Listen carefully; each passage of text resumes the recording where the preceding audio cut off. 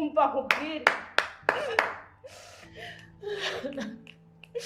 ntukomeze kuntera impuhwe njyewe tuvugana Darlene sigaho cyari baburetse sigaho ubwo waje guhitamo mbese Darlene bose reka mbikubwirire n'ahangaha inzoka yanjye yakuvuyeho. Darlene akomeje kuba yahura n'ibizazane bikomeye cyane mu buzima bwaruca mu munsi ku munsi. Darlene ari gukomeza aca mu buzima bubabaje cyane kubera ko nta n'umuntu n'umwe wifuza kuba bamutega kuba yumva ko ibintu zarimo kuba yamubwira ari kuri. Ese uratekereza ko Darlene guma muri buno buzima Darlene gukomeza kuba muri iyi situation uratekereza bizamugendekera gute? Ese ko tubona nta n'umuntu n'umwe wifuza kuba wumva ko harimo kuba yavugisha kuri mu magambo yose arimo kuvuga uratekereza bizarangira ute? Ese Bishop uratekereza we azagira akamwumva? Ese ko twiboneye Darlene yisubiriye iwabo mu cyaro urabona abantu bamuhemukiye bakaba banze kuba bamuha ubufasha bwo kuba bamucumbikira uratekereza uraza kuba bagira amahoro?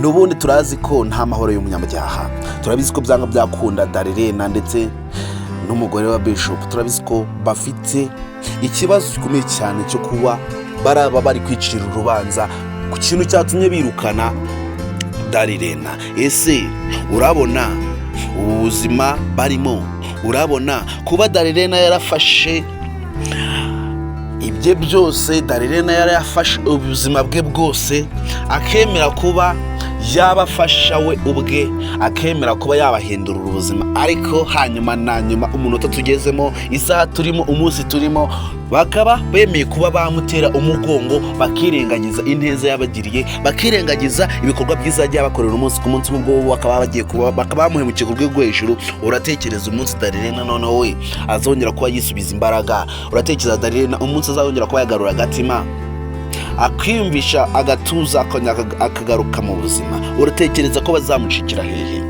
Guys, nkwaye ikaze niba rwo bwa mbere wowe wisanze hano kuri iyi channel, turagusaba kugira ngo badutera inkunga ko bakanda kuri buta subscribe cyane mu biganiro bya filime yacu Urukundo Rwinzitane. Turagusaba kugira ngo utange ibitekerezo ube watubwira nawe ukuntu uri kwimba ku filime yacu Urukundo Rwinzitane. Murabizi ko tubakunda, murabizi ko muri abantu b'intware, murabizi ko muri abantu bagacira mu bikorwa byose tuba turi gutegura umunsi ku munsi. Ngiye mpamvu kumva kuri mikoro, ngiye mpamvu kujyana muri Benetsinzo sa filime yacu Urukundo Rwinzitane biko nsenga 20k. Ese tuganiriyeho gato kuri filime yacu Urukundo Rwinzitane, ubona Madamu Bishop, ubona uyu mugore kuba akomeza nawe kwihenura kuri Darlene bizadanje, kandi twaba tuzi ko ari umugore wa Bishop muzima wemera akajya imbere y'iteraniro akabwira abantu. Ese nk'ubu abayishingikiriza kugira ngo abe yajya imbere y'abantu, abe yabwiriza atanagirira neza umuntu wamusabye ubufasha? Ese urabitekereza iki? Kuba uri umuntu byitwa ngo uri pasiteri, ukaba uzi neza ko byanga byakunda ushobora kuba wajya imbere y'abantu ukabwiriza. Ese nk'ubu wabwiriza uri kuvuga iki? Ese murabona afite ikintu cyabwira abakristo? Ese murabona uyu Madamu Bishop afite ikintu cyo yajya imbere y'abakristo akavuga?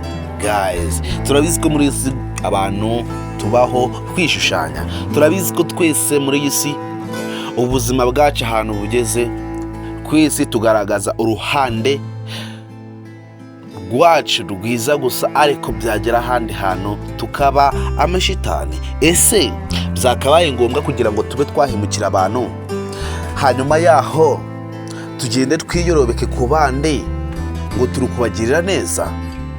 Ese kuba umuntu witwa Chanel yifashe akaba yahemukiye Darlene ku rwego rw'ejo, kandi twaba tuzi ko ubu buzima bwose Chanel yabayeho akaba ageze hano, tukaba tuzi ko ari Darlene wagiye ubimufashamo umunsi ku munsi, tukaba tuzi ko ari Darlene wamufashe akaba ageze hano, akaba noneho amwituye kuba yamuhemukira, amushinja amafuti yatigeze akora n'umunsi n'umwe, amushinja buri kimwe cyose cyo Darlene atigeze atekereza.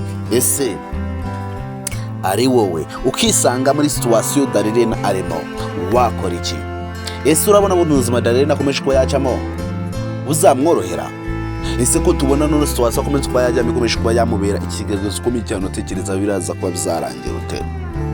Bishop we ari kugerageza kuba yumva Darlene, ariko kuba yamwumva afite umugore w'ishitani, afite umugore umucana aho muri bene kano kageni, turabizi ko nta n'ikintu bizamara n'ubundi keretse nk'ubu yiwe yifashe akagira ukuntu abigenza agafasha Darlene ku ruhande. Ariko se uratekereza umugore wabimenyeje byagendutse? ese ko tuzi ko Ngoga yarafashe icyemezo cyo kuba yafasha Darlene igihe cyose ashakiye ubufasha, twaba tumaze kubona ko umugore wamaze kuba yambwira ko Darlene yifashe akaba yava mu rugo akagenda atanasezeye. uratekereza none umunsi Ngoga azamenya ko Shanira ari wirukanye Darlene, utekereza ko n'urugo ruzakomera? ese utekereza ko n'ibibazo byose biri muri uru rugo kwa Shanira bizarangira ute? Guys, turabizi ko twige ukuntu tubaho mu buzima busanzwe, urugo rwawe utarwiyubakiye ngo rukomere, turabizi ko nta n'ubundi warukubakira. turabizi ko byanga byakunda ibintu bisenya urugo, ibintu bituma umugore n'umugabo batandukana, ni ukuba mwahishanye amabanga menshi cyane akagera akarengerera. rero kuba Shanira akomeje kuba yabesha umugabo we agashinja Shanira, agashinja Darlene amafuti yo kuba yamutwarira umugabo, kandi twaba tuzi ko Ngoga ibyo bintu atigeze abikora n'umunsi n'umwe. ese uratekereza ko uru rugo ruzakomera? uratekereza ko n'ibibazo byose ukomeje kuba binjiramo bazavamo gute? rero guys, murabizi ko kwenda ati n'amagambo, murabizi ko ibikorwa byose shira imbere n'abatindire kongera duhurire ku episode ikurikira filime yacu Urukundo Rwinzitane. ndabakunda cyane mwebwe muba mwageze hano kuri channel, ndabashimira namwe kubwitange muba mwagaragaje, kandi mwebwe tugeze uyu munsi ko mwe muri kino kiganiro muri abantu b'intwari. rero kongera duhurire ku episode ikurikira filime yacu Rwinzitane. Ciao ciao.